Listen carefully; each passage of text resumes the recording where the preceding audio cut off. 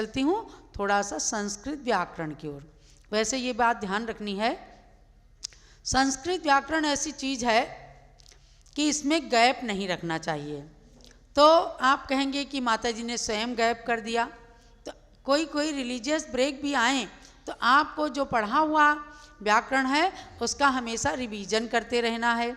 आपने इस कातंत्र व्याकरण के प्रारंभ में संज्ञा प्रकरण को परिपूर्ण किया है, किसकी क्या संज्ञा है। अब चल रहा है संधि प्रकरण, माने अलग अलग शब्दों को एक में जोड़ा गया है, इसको कहते हैं संधि, और स्वरों को जोड़ा गया है इसलिए स्वर संधि है। देखो इसमें जो सॉफ्ट मैटर आपको भेजा है पेज नंबर 14 पर आ जाएं, और इसमें सूत्र नंबर 35 चल रहा है। आपने पढ़ लिया था शीतार्थः दुःखार्थः, इसमें समास के कारण शीतेन ऋतः दुःखेन ऋतः ये थोड़ा सा विग्रह किया था। अब आप आ जाइएगा कि तव प्लस लृकारः और सा प्लस लृकारेण। अब इसमें इसको देखो लिवर्णे अल, सूत्र क्या लगा, लिवर्णे अल, लिवर्णे अल, यानी लिवर्ण के आने पर अवर्ण को अल हो जाता है। तो पहले इसको हमने अलग अलग किया, तव में से आ निकाल लिया, तो तव में से देखो, तव में से ये तव प्लस लिकार है, तव को हलंत कर दिया और आ इसमें से निकल गया, तो और है लिकार। फिर ये लिवर्ण अल जो सूत्र लगा, इससे आ को लिवर्ण के आने पर आ को अल हो जाता है। तो नीचे देखिए तव हलंत है और इस आ को अल हो गया और इस ली का लोप हो गया, तो केवल कारह बचा। समझ रहे ना। और फिर ये नियम है, तो नियम होता है। अब इस ली को लोप कर दिया और इस आ को अल कर दिया, फिर इसको संधि कर दिया, तो क्या बन गया, तवलकारः। ये संधि है। इसमें जो पहले सूत्र बताया था कि अनतिक्रम्यन विश्लेषित, उससे विश्लेषण ये अलग अलग किया, और फिर व्यंजन मस्वरम परवर्णम नयेत, इससे पूरे की संधि कर दी, और बीच में इस नियम को लिवर्ण अल का सूत्र लग गया, तो ली के आने पर आ को अल हो जाता है, ये तवलकारा बन गया। ऐसे ही सलकारेण बन गए। तो आप इसको लिख करके अगर एक कॉपी बना लें, इसको लिख करके और पढ़ेंगे तो और आपको जहन में उतर जाएगा, और जो क्वेरी हो तो आप व्हाट्सएप नंबर पर पूछें। अब आगे चलिएगा, तव प्लस ऐशा, तव प्लस ऐशा, सा प्लस ऐन्द्री, ये है ए ऐ की संधि। आपको आ ई उ री री लिल री यहाँ तक हम ले आए।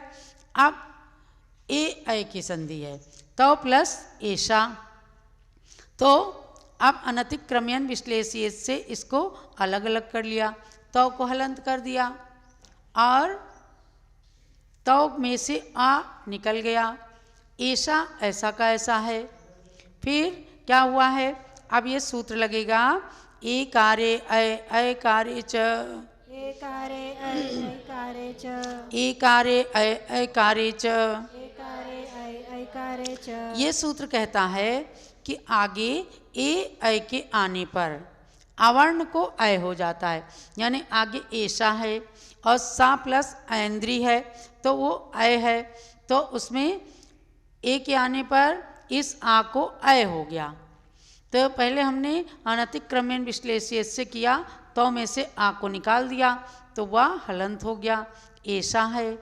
उसके बाद में इस सूत्र से इस आ को ऐ कर दिया, समझ में आ रहा है ना, इस आ को ऐ कर दिया और इस ए का लोप हो गया, शा बचा।